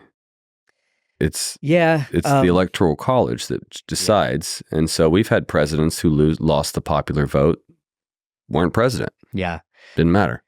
So it's weird. Like I guess won the popular vote, but not the Electoral College and weren't president. Yeah. That's the way the Electoral College, like that's another thing, that there's no like uniformity. Like each state has their own different rules. Like every different elector can vote their own way. But most states, I think, will have like, if they win Texas, like they're going to get all the electoral votes. Like it's just crazy. Like how it is different. There's not a whole lot of. Yeah. It's elections are. We have a guy on my team that deals with that. Yeah. We have a team basically just for state, local education, like all those, like, they do like government stuff. Yeah, they're government stuff. And then we have a team that's, or someone on my team that's focused, and it's a whole team actually focused on just federal type stuff. So, it breaks down to, servicing militaries, servicing federal agencies. It's everything's like verticalized to some extent, especially in that space, because it's complicated. Right. And they each have their own different, unique little use cases that they need to solve. So what's the career progression in this industry, and where can you go? Where can you take it? Dude, cyber can be so many things. So I was working for a vendor, went to B school, was like, I want to work at a startup, be an overnight millionaire. That's not what happened. But I went to a startup that we got acquired by Splunk, and it was great. Like it's,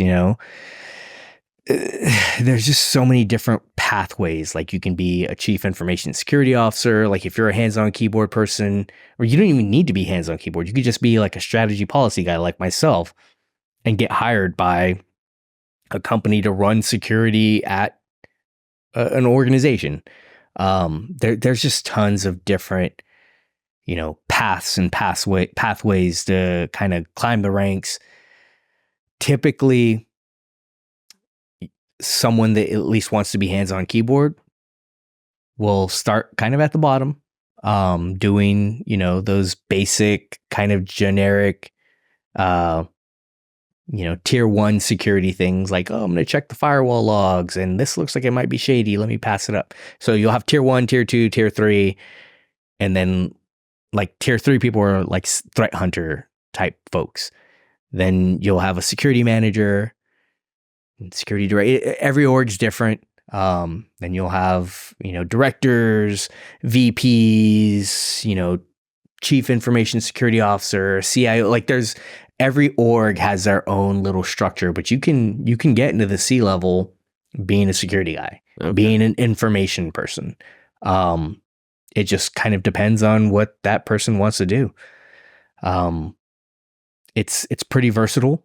Or if, you can be like, hey, I want to own my own cybersecurity company. You can be the CEO of a company that, does a piece of cybersecurity for an organization. Like there's tons of different. Have you thought about doing that? Starting your own company? Man, I have, after. What stopped you? I've got the golden handcuffs. Yeah. So I'm at a point in my life where I just had she's 2.5 now. I have a daughter. I work at a phenomenal company that we're a leader in what we do. Why leave? It's why leave. I've gotten comfortable. That's great, man. Fat and lazy. and I've got those golden handcuffs where, I'm paid pretty well for what I do. I've got expertise and a lot of industry knowledge, but you never know with doing a startup, like your own startup where you're, I wasn't a C-level person. I was just an employee at a startup when we got bought. Yeah. And it was cool to go through that process, to have equity and all that stuff, but it wasn't like life-changing. Like it wasn't like, I was just an employee. Right. Like, wasn't like, I was the founder of They didn't buy it from you. Exactly. They didn't buy it from me. Yeah. But yeah, it would be cool to do that.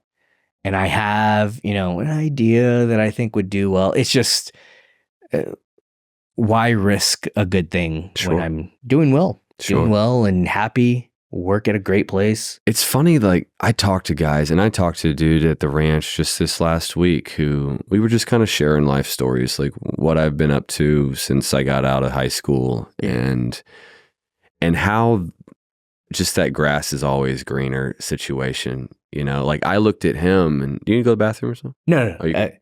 No, I was just going to make a comment about that. Yeah, go for it. Well, grass is always greener somewhere. Yeah. I thought, and I love being a Marine. I love being an infantryman. I thought when I was going to get into recon that I'd be doing like super secret squirrel assassination missions. We got to do high speed stuff, and I worked with phenomenal warfighters. Right. They had great operators. Yeah. But at the end of the day, it's recon's a commando unit for sure. Yeah. But you're still part of the big machine. Sure. Yeah. So you're not Jason Bourne. Yeah, exactly. Which he was a recon guy, by was the way. He? Yeah. Nice. No, but like he was, he has this career. He started it when he got out of college, and he's got a big multi-syllable title and a whole bunch of money and is bored out of his fucking mind.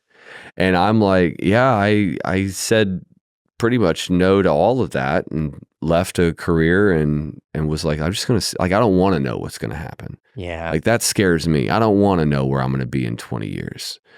This is my one shot here. Like, I want it to be a fucking ride. Yeah. Like, I want to baseball slide into the grave with nothing left, like, But like, and that journey's been fun. You know, it's been a wonderful time. It's been a lot of grinding. I've learned some great lessons and built an incredible network of friends.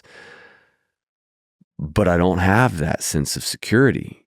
You know what I mean? And that's stressful. And there's been times in my life where I've had a lot of money in the bank and it felt great. It felt secure. I felt like if anything happened right now, we could handle it. And now that I've spent most of that, that feeling went away. And, you know, I live in the money now. Most of it's in my home. We built our house. Oh, that's awesome. And that feels great. Like I have a home base. I don't owe anything. I'm good. That's our spot. But I lost that kind of sense of security. And now it's like, well, how do I rebuild? Because I feel like I'm starting over again. Like when we left Afghanistan, there were 9 years of an industry gone for me. It was resetting. Yeah. And, you know, I've found some things to keep me busy and to keep the wolves away, you know, but I don't know. I've never had a career. I've never pursued something that I knew like, this is what I want to do. And having fulfilled all the fun, the crazies. Now I got babies. I got a wife. It's like, all right. Now that security that I had said no to looks a whole lot more appealing. It looks like rest, like sleep, like something that I could expect and rely on. So I think about that all the time. Like, and I think most vets think about that. Like when I decided I wasn't going to go back active duty. And then I started, you know, I went from contracting where I thought I was going to be doing this high speed, low drag, you know, super ninja stuff, which I didn't really do. Yeah. When I went into EP work, I got to do cool things, got to meet cool people, go to cool events. It feels like armored Uber for me. It was. It's armored and contracting. A lot of it felt like it was a running joke. It's like this is armored Uber, you know? I did get to do cool things doing EP work and, you know, went to, you know, under NDA, but went to like cool award shows and do stuff like that. But it's not all it's cracked up to be. Sure. It's still at the end of the day, a lot of it is, you know, you're kind of like a overpaid rent-a-cop, but it's important. Like there's a lot of things that you do and it takes a lot of work and, you know, skills to be successful in a role like that. Yeah. But, you know, you're constantly traveling. You're on the road a lot. Cyber, you know, initially going from EP and doing well to starting at the bottom in cyber, it was a transition. It was a gamble. Yeah. But dude, I love the industry. Like now I know that we're helping companies, we're helping people. You know, I don't deal with like the Fed stuff, but they're protecting America. That's where the fight's at. Yeah. And then also like, it's nice to have security. Like, you know, working for a vendor, it's a little high risk, high reward, but I don't have to worry about not being able to find another gig if something, you know, were to happen. Right. Everybody needs security people. Yeah. And it's, you know, I get to be home with my family. I work from home. You know, I'll be working and then I go downstairs and, you know, hang out with my kid, hang out with my wife. Like it's great. And that, you know, working for tech companies, it's pretty, like, they're pretty open about like, oh yeah, you need time off. Cool. No worries. Just get done, you know, do what you need to do. Like I've had, you know, my boss has told me like, hey man, you have too much PTO. You need to take some time off. Like I have never worked at a place. Problem solved. Yeah. It's like, all right. And you already work from home. So it's like, yeah, plan a trip. So yeah, exactly. That's great. So they'll, you know, you kind of schedule your work day based off of, as long as work's getting done, the things that you need to do are done. Yeah. You don't have to, you know, I can go to an appointment or drop my daughter off at life day balance. Yeah. You can do stuff and still get what you need to get done. And it's not a big deal. I think, and that's what I've got to find, because everything I do requires me to be gone. Yeah. And I haven't had like a day-to-day job in quite a while. Even now when I go to work, I'm gone for like a week. And that's hard. That's hard for my family. And I mean, sometimes it's good. Sometimes I'm ready to go.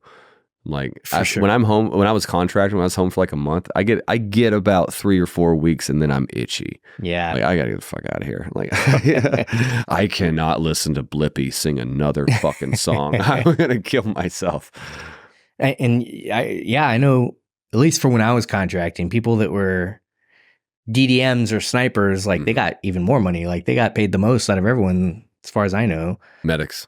Oh, yeah. I made more as a medic than my team lead. The only person on ground that made more was the program manager. I could see that. Yeah. Medics where it's at. Yeah. I got super lucky with that. Because I was a fireman for 4 or 5 years, the time and experience carried over. I had to get my advanced certification, but it was online thing. Yeah. Some easy clinicals and it's Nice. nothing. But yeah, because I showed up and they had totally like pulled the wool over my eyes. Like, yeah, we need snipers. You're going to hire a bunch of DDMs. We get on ground. And I was like, where's my rifle? They're like, they just looked at me and laughed. Like, boot, you ain't getting no fucking gun.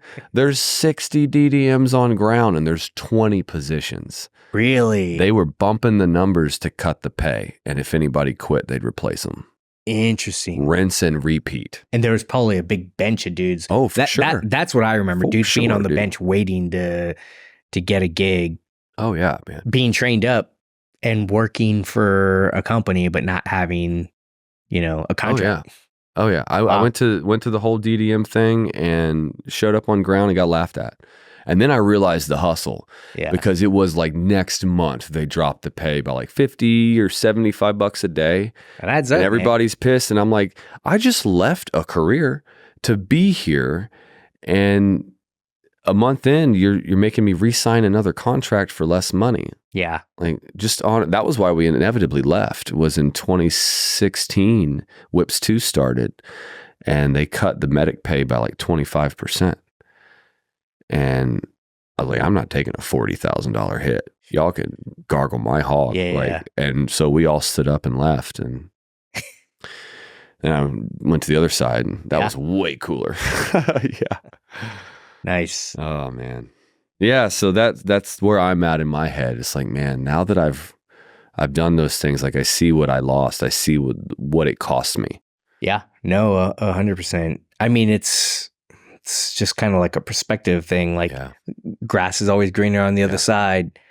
I will say, working in tech, working in cyber security specifically, it's a stateside job. Like I travel for work. The job that I'm in, they have me go speak at conferences or, go visit customers, to basically tell them like, hey, you have this product, you could get more value if you did this as well. Or use the tool like this, but we don't travel. I can kind of decide my travel. They're all about Zoom. Yeah. Like this weekend, we're going to Disney. Every vendor has a sales. I'm taking my family with me. That's like cool. Going to Disney for a week. The company's dime. Like I had to pay for my wife and kid, but it's the trip to Disney. Like they all do these things where working for a vendor, at least, where they get together and they, they're like, hey, this is what the game plan is for the year. It's a sales kickoff. Like, and it's cool. Like, That's cool. Not many. It's what the real world does. Yeah. Right? Yeah. Not keg parties in Vegas. And so it's weird. Like they have security events. They like the biggest one. Well, the biggest one I think is in San Fran that I've actually never been to, called RSA. But they have one called Black Hat in Vegas every year. Like, everybody kind of gets together for security, and it's a big party for the most part. It's cool. It's fun. I'm burnt out on Vegas. I don't care for it anymore. I don't give a fuck about Vegas. Yeah. You were in 29 Palms? I was at Pendleton. Okay. Yeah. I was in 29, and it was hour and a half, 2 hours from Vegas. Been there enough to know I don't want to go back. Yeah. You were 2-7? Uh-huh. Yeah. Man, yeah. 7th Marines, man. I feel bad for them. Yeah, there's a dumpster fire out there. But I mean, it was 2 hours anywhere, so that was kind of the pro. It sucked no matter where you wanted to go. You knew you were going to eat 2-hour drive, so either go to San Diego, LA, Vegas, or maybe Palm Springs if you're feeling lazy and only wanted to go for like 30, 45 minutes. But Were you a 2-7 when they went to Afghan? No, I did their 3 Iraq tours. Okay. And when they went to Afghan, I got out. They told me nothing was happening. I was like, are we coming back here? Are we going to Afghanistan? They're like, I remember I asked the sergeant major and he's like, there's nothing happening in Afghanistan. We're just going to go there and be police. And I was like, well, that sounds lame. I'll go ahead and let y'all guys do that then. Yeah. Boy, was he fucking wrong. I mean, I feel like the whole Marine Corps knows about that. Yeah. That deployment. Oh yeah, man. When I first got to the reserves, I just checked in and they were like, hey, we're sending a couple shooters to go support 3rd Recon in Iraq. And I had just gotten back and I was like, fuck, man, like, I'll go. If you can't find anybody else, I'll go. Right. Because I was probably one of the more experienced dudes. At least I thought that because I had just gotten back from active duty. Invincible. Yeah. When I had like, a bunch of deployments, but there were dudes that were like, had 2, which is, not much after me. But I was like, yeah, if you can't find anybody, I'll go. But I'd rather not. Yeah. Like I'm starting college, it'd be a pain in my ass, but I'll go. And then, they were training to go to Iraq. And then last minute, they went to Afghan and they, had a kinetic. It wasn't the same time frame as 2-7, I think. I think 2-7 had been before. They did the Battle of Marja. Like, oh, yeah. It was kinetic. But yeah, it just is what it is. So much of that's just timing. Oh, it's luck, chance, circumstance. Yeah. 1,000%. I mean, you can only sign up for so many things. If the timing doesn't work out, you're not going to get to go. Yeah. Oh, 1,000%. And at some point, you got to move on with your life. You feel good about where you moved on to? You look good, man. You look like you're doing well. I've gotten fat. That's about it. We're getting old. Yeah. Our metabolism. Well, you're still in shape. Well, I'm prepping for hopefully another. I don't know if I can say that on here or not. Trying to get in shape. You're doing a little cheat version. We'll talk after. That was probably the skinniest, leanest I've ever been. Sear, which is nothing like your background, but Sear was like. I wanted to go to Sear. I tried. I didn't get the opportunity because Mojave Viper was like mandatory. Really? Yeah. Everyone had to go to Mojave Viper, and so. This is a funny story because I told it on one of the first episodes about how I got pulled for Mojave Viper, and then one of the guys texted me and said, hey, just to let you know, your platoon sergeant never actually put you in for it, and just told you that. Just told you that. And then fucked up. And I was like, yeah, that doesn't surprise me. That guy was a piece of shit.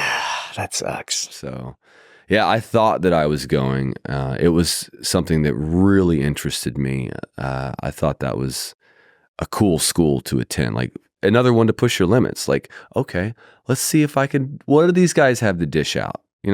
What are they going to do? Let's see if I can, let's see how I handle it. I think Naked and Afraid was probably my closest to Sear experience. Oh, it's 1,000%. Just living off the land and really being in your own fucking head. Like 17 nights alone in the fucking jungle, wicked, dude. Trying to tend a fire. Some nights I didn't have a fire, just sitting there in the dark, couldn't sleep. Like that was a long fucking night, man. I'm not gonna lie, a lot of them too. That's tough, dude. It was hard, but it was a great experience, man. Yeah. I hope to do it again one day. Yeah. Sear, all I learned was don't get caught. Yeah. Like, right. It wasn't anything at the level of Naked and Afraid. It was straight up, oh, this is how you survive. And it's weird, like, so that there are the different levels, like Sure. A, B, C. Sure. Which one did you go to? I went to C, which is the highest. And then they have actually a SEER SOCOM, which I didn't go to because recon is not a SOCOM unit. Okay. Which is just like, I think it's like an extra 3 days of like hostage rescue stuff. Oh. I never did it. But SEER, in my head, it's always like each level is just how bad they torture you. Right? Yeah. So I think it's just kind of like, I don't know. It might be. I did A, which I think was like I did that at LAR, which is like stupid. And It's like, we're skipping lunch today. yeah. This is SEER level A. You will be hungry by dinner. Yeah. I think it was like because we did like a trap package, like a tactical recovery of aircraft and personnel. Yeah. So like they chase you for a bit. Right. And then it was not anything difficult. I never did B. B, I think they go to like Bridgeport and do like a little mini version of Get you cold. Yeah, get you cold. C, that's the same thing that like what you picture in G.I. Jane. Like it's weird. You know that how in G.I. Jane they like Waterboarded her and slapped her. They make it seem like they're gonna rape her. Oh yeah. They actually do that shit. Rape you? So it's weird actually. So they told us afterwards they like stage a rape. And it there's women and males. Because all the pilots and this is just for training. Yeah. There was I feel both your hands on my shoulders right now. Like there was a flight surgeon. So she's like a medical doctor. She was on an air crew, so she had to go to see her. Yeah. And they stage it in the middle of the night because they all talk with their accents. Right. He like pulls her out, and then he basically, in front of everyone, and everyone can see, like he starts to try to like rape her, and she's screaming and yelling. Like it was weird. Like people started getting mad, like started like getting out to like, attack the dude. And then, they set it up like it's a production. I would hope they at least told her. Well, I don't think so. And then they have like this guy that's like the commandante, because they all talk with, they're Americans, but they all have like accents. He's like, hey, what is going on here? Like, let her go, put her back in her cage. Like, and you're in these like little hut things. And then that's it. But afterwards, like we did what, we're supposed to. We drew attention to where a leader came in and was like, stop that. And they said that's pretty consistent when it's a woman that's being raped. They said that sometimes there's an all male class and they don't do it for that, because when it's an all male class, people are just like, oh shit, he's about to get raped. Like they just kind of look away. I like, want to see this right like, now. Yeah. That's the difference in perspective for you. Save her. Yeah. Oh, fuck that guy. That's pretty much what it is. If I intervene, I'll be next. Yeah. I'm going to pass on this. That dude clearly wants whatever he's going for. Yeah. Oh. I didn't know that they did that. That seems pretty extreme there. And it's weird, like, I mean, at least it's just staged. It's staged, yeah. But I assume it would really happen, though. Yeah. I would assume that would be one of the key things, regardless whether you're male or female. Yeah. The moment you like, that's a psychological thing right there. So, I listened to the podcast about Bo Bergdahl. Yeah. Holy shit. I don't think I've heard the podcast. Like, it isn't him. Okay. Oh, well, maybe it is. I'll have to look it up. I'll send it to you. But it's the whole story of, it's like 4 or 5 parts. And he was a dumb shit. And, but yeah, that I wouldn't wish that upon anybody. But he went through a lot. Yeah. I mean, like I said, all I learned was don't get caught. And you can see it like. That's why we keep the 1 round in our flak jacket. Don't get caught. So you see all like the Marines that were pretty much ground people. Yeah. Like infantry or, recon. Or not infantry, but there's recon. And then we had some Anglican people in my class.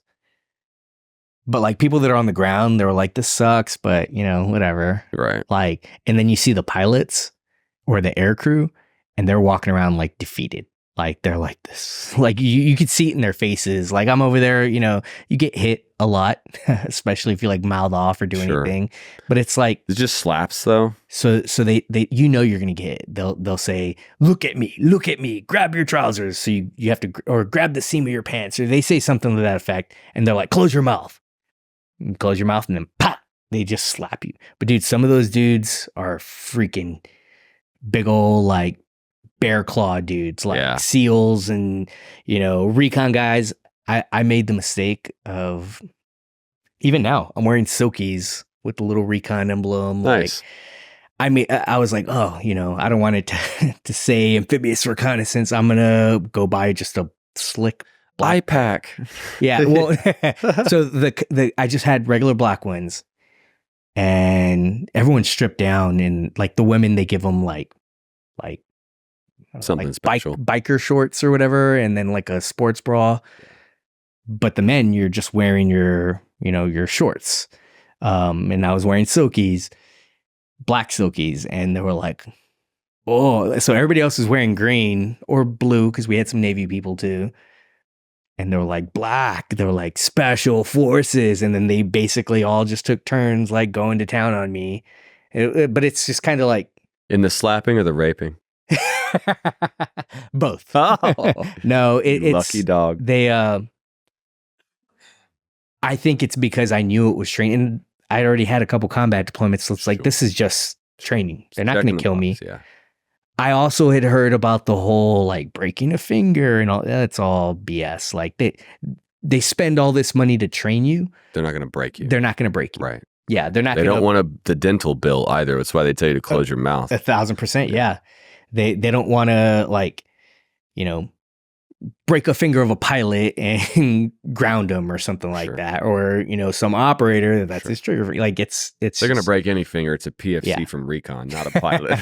Yeah, I did get some busted lips and things like that, and you have like little marks, but it's training. It's training. There are times where it's like, man, dude, like you get hit and you're like, man, I want to hit you back, but you think anyone ever does? Oh yeah, I'm sure it does. I'm sure it happens, and they tell you, they'll give you the boot if that happens. It's kind of chicken shit, isn't it? Yeah, it is what it is. Only I can slap you. Yeah. I mean, I'm sure most of those people, though, like they're operators themselves. For like, sure. They're like, okay, dude, you hit me back. It is what it is. Right. I know of one Recondo that tapped out. I'm not going to mention his name. Of Sear? A Sear. Really? So the worst part of Sear, have you seen Zero Dark 30? I think so, yes. That's the movie about Osama bin Laden, and no, I haven't seen that one. No. I was thinking of U-571. No, I was thinking of the British one where they get captured by Iraqis. Oh, the SAS. The Scud thing, yeah. And the guy like had to clean out toilets and lick his fingers clean and shit. Like it was awful. It was gross. So there's a part in Zero Dark 30 where they're like, you see this box?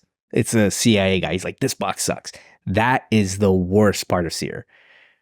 They stick you in this little wooden box that's small. Listen to baby cries. It doesn't sound horrible. Oh, you'll hear like at night, you're listening to babies crying, and they'll play, oh man, I'm playing Boots. It's like, oh man. They play a bunch of poems and like just stuff, but just stuff to keep you awake. Yeah, this box is miserable. Like it doesn't sound horrible, and it seems like you're in there for hours, but it's probably like 15, 20 minutes, but you can't stretch out your legs, and you're crammed up enough to where it's painful. And you try to roll around, that box is miserable.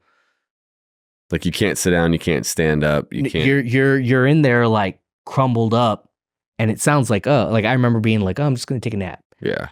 Yeah. Then you're like, crap, I need to like stretch my leg. I can't. You can't. You're on all fours, crumbled up. Like it's miserable. I know a Recondo that freaked out. I guess he found out that he had claustrophobia. Oh, not a good time to find that out. Yeah. So he failed Sear because of that. He was like, I quit. He couldn't, he was like having a panic attack, I think. Good dude. That's good operator, but what do you think happens when you get back to your unit if you fail something like SEER? they do not get school seats. Really? Yeah, I think that. So he's done. I think that was it. I mean, he's still in the team. I think. But yeah, it's like we're not going to. We get captured. We got to kill Phil because he can't handle the box. Put him He'll down. tell him everything. Just stick him in a box. Yeah. So it's weird. In the Marine Corps, there was always that whole like never leave a man behind thing. I think only in recon they were like, you can leave a man behind. You accomplish the mission. That is the ultimate task. You're going to accomplish that mission no matter what. Johnny's dead. You just keep moving, shoot, move, communicate. You accomplish the mission no matter what. Yeah. If they're dead, okay. Yeah, fair enough. If he's wounded, that'd be a hard leave. Yeah. That'd be a real. I think they would expect you to, do still in the fight. Yeah. But if he's dead, I mean, if I was dead, I would not want my buddies to die trying to pull my dead ass back home. Yeah. If you can, awesome, please do. If not, get your ass out of there. Yeah, let me die. I think unfortunately that's We had a guy on our team that was just so fucking big. I told him, I was like, dude, if you go down, I gotta have to grab a frag and blow you in place. Like, dude was like 240, just 6'6", monster of a man. Gear, weapons, like, man. ammo. It's great. I hope all of us get hurt. You just carry us out. But if it's you, yeah, I think unfortunately, like with KIAs especially, like someone goes down and they're limp. Just dead weight. I've never had to carry, like in a gunfight, carry a dead dude. Yeah. And I think that's where, more casualties happen. Like, sure, Marines trying to save Marines and then just. Yeah. You got to win the fight first. Exactly. But it's hard. 1,000%. It's hard. We see your buddy screaming. You want to go help him. And if you can, awesome. But there are times where dudes do it, and then guys get they silver do the stars, hero, bronze Medal stars, of Honor run. Yeah. Oof. Yeah, we've all seen that footage of that dude laying in the road, and the guy tries to drag him and save him, and just starts stacking bodies. It's sniper bait, right? 1,000%, dude. Yeah. Fucking snipers. Oh man, you like to read books or anything? Do you have a book recommendation? I don't remember if I asked you that on the last one, but so I'm a big. Now I just don't have time to read books. I in the Marine Corps I was a big reader. Yeah. Especially on deployment. Right. Now I'm an audiobook guy. Me too. Like, what do you like to listen to? Man, it's weird. It sounds stupid. I'm listening to On War, Carl von Clausewitz. It's like a 40-hour audiobook. But he's talking about stuff that's like, that's no wonder he's like a world famous like military author, because this is actually legit. But I'll mix it up. Like I'll listen to like Starship Troopers, or I just randomly mix it up. Books about Iraq, No True Glory, which is about the, both battles of Fallujah, One Bullet Away, a recon book, which I wasn't in the invasion. I wasn't, part of that unit, but I know a lot of the dudes just from the community that, we're in Generation Kill and, in the book. And it's like, it's kind of badass. I know that dude. Like, it's just crazy. But yeah, I like to listen to audiobooks, especially if I'm on like a long drive and stuff like that. For sure. Yeah, what about history? I've got a few podcasts I can send you. Like Hardcore History, Dan Carlin, if you like those types of longer ones. It's like him doing a monologue, but super articulate and very well versed in the subject matter, and tells it from both sides really well. Same with The Martyr Maid, and I've talked about it probably too much on here already. But I've got a few if you're interested. I like to listen to things. I have a 4-hour commute to the ranch. Like, oh, nice. I do back and forth a couple times a week or a couple times a month. So I crush them. Where's your ranch at? About an hour west of Kerrville. Okay. Yeah. So do you know where Harper is? Yeah. I just bought property in Harper. Nice. small. It's 10.01 acres. That's just enough to shoot on. Yep. But it's in a high fence. Okay. So there's a bunch of like exotic game, and I've never It's shot. within another high fence ranch? It was a big high fence ranch that they have subdivided into smaller little properties. Is it fenced? It is all high fence. So the property itself, the 10. Okay. It's so they roam. 10 acres ain't much for a high fence. You kind of That's cool. There's red stag, holy black shit. buck. That's very cool. Fallow, which have these crazy horns. Paddle horns, yeah. Yeah. We don't have stag, but we've got black buck, fallow, axis, and then we got a lot of sheep and goats, different species. Oh, nice. That's the one downside. Like, there's no access, and that whole hill country area is full of access. Yeah. But it's cool. It's the first time I bought property on for myself. My family has land. For you, man. But yeah, no, that's the American dream right there. Yeah. Yeah. You gonna build out there or anything? Probably not. I think it's just going to be a hunting, and it's cheating because it's high fence. Yeah. How much is the larger ranch? I think it was like, I'm not going to lie, I don't know. Probably 400 acres. Huh. So it's not enormous. But not enormous, but good enough to where you'll be able to find the animals. Yeah. That's good. Well, I've already got a feeder out there, got a game cam where they come in and it's like, oh yeah, this is legit. I'll show you pics afterwards. Like, if you shoot them on your property, do you keep them or do you have to pay someone? Right now, so it's a newer property. It's the POA has not been established, the Property Owners Association. When that does get established, we'll have to hire a biologist to come in and say, you can kill this many deer, you can kill a stag, you can kill a black being buck. high fence, there's MLD, land management type of stuff that you've got to adhere to, and the state will come in, and not so much for the exotics. The exotics are yours. It's free game, dude. They're whitetail and things like that. They'll police your tags for that. We still have to follow, deer hunting season and all that stuff. But dude, the whitetail you kill anything else that steps onto your property. Yeah. All the exotics. That's probably the cool thing about it. Yeah, it's pretty cool, man. And those you can hunt year round. Mm-hmm. I haven't killed anything yet because I don't want to ruin the deer population. But it is nice to look at the pics and be like, man, that's gonna go on my wall. Oh yeah, that's cool, man. Good for you. So how many acres is your land? I don't own it. I work on it. Oh, okay. Yeah, cool. It's where I teach, and it's about 10 or 12,000. He's got no big deal. Yeah, I mean, it's not mine. I just, and so the ranch owner,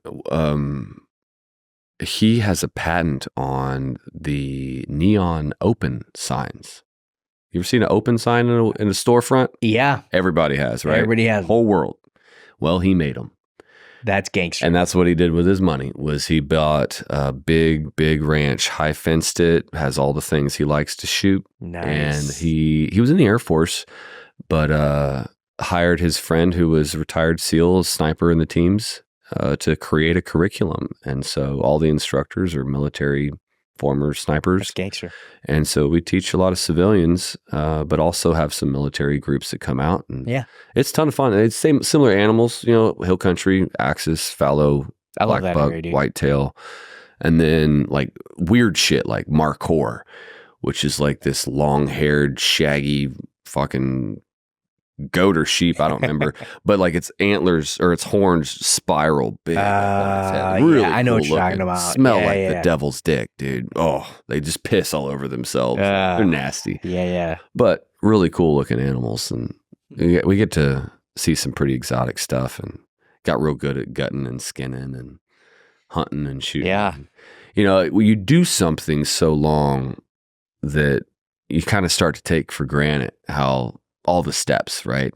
But then when you step in to teach it, you're forced to rise to this level of competency so that you can answer questions and answer them in a simple way that people can understand. And it's been good. It's been fun. So I've tried teaching my wife. I can't teach her, I don't teach my wife to shoot either. Yeah. I have my buddy do it. Yeah. It's the whole, it's tough. I out once and I got upset with her. She did the whole, I love my wife, she's great, but she did the whole like flagging everybody, and I like snapped at her like, I was like, what the fuck are you doing? Like, and I moved it away, and she scared her. Yeah, shut down. Exactly. Yep. But it's also like we just, we're at my grandparents and they have property, and it was like, yeah, let's just go out and shoot. And yeah, my dad was there as well, and he was like, hey, it's not her fault, she's not trained. He was real cool about it, but I was not. Like, just the Marine Corps, sure. Like, dude, I get it. Yeah, I get it. So it's I have to get clients her trained. Quite frequently stand up with a rifle right at their hip, holding it, and just walk straight past me. I'll just stare right down that barrel. I'm like, God damn it. Like, please be mindful of your muzzle, sir. Yeah. Oh, my bad. I didn't mean to. I know. And most of the time, like, I see their bolt is back. Yeah. And, they followed the rules for the most part. It's just like, hey, when you go to a ranch, if you do that, you're either probably going to get thrown off or never asked to come back. Yeah. Like, just be mindful. Like, when we go on a hunt, everyone's kind of judging, everyone's watching who gives you the warm and fuzzy, who's a safety risk. Don't want to hunt with that guy. We had a cousin one time that indeed, like, in the Jeep on the way to the feeder. And so he's no longer allowed to load his rifle until he gets in the feeder and he can't hear anyone around. It's like, maybe just tell him not to hunt until he learns how to do it. But that was the solution. It was like, give him the gun, give him the bullets. Don't let him put them together until we're far away. Yeah. Like, or train him, but all right. Yeah. I need to give my wife some training. Maybe I'll hit you up. Yeah, hit me up, man. I got a little range here in Hutto. I could take her out and go shooting. Yeah. Yeah, and she wants to do it. She just doesn't want to do it with me, and I get it. I get it. I do. I understand. And also, that's like you're right. It's a different skill being able to train and teach. For sure. Yeah. Anyone can, or not anyone, but to do is one thing, to teach is another. Oh, absolutely. And it's been fun. If I can't do, teach, right? Yeah, there you go. Yeah. Thanks for coming in, man. Yeah, no worries, man. I've enjoyed this a ton. I may have a career shift because of it. And so, dude, cyber. Thank you. Cyber is the way. And it's, it's actually, it can be fun. It's like a puzzle that you're putting together, and then they pay you a pretty decent amount. I like it. It's a good career. I like that. So I highly recommend, if anyone has any questions, add me on LinkedIn, Apolo Hernandez. Yeah. Reach out to me. Like, do you have any other Instagram, Facebook? Do you do that sort of thing? Not really. You're into it. You know what people do with that. I use LinkedIn because of the fact that it's a good way to communicate with other organizations. Right. But yeah, I'm not a big social media dude. I have Facebook. I just don't, I do it to like keep in touch with my military buddies. Right. Yeah. I see you on the BDC community from time to time. Yeah. Yeah. Cool. But yeah, it's I'm more than willing to help, especially veterans, anyone that's interested in cybersecurity. If you have questions, let me know. I'm more than happy to point you in the right direction. Get you into the industry, because it's needed. We need seats in bodies, or bodies in seats. Like, it's a pain point that the whole, US, the whole world needs cyber people, security people to help out. So, always looking for people. Nice. But yeah. Well, thanks, buddy. No Good worries. to see you. Cheers. Yeah. Semper Fi. Stay zero.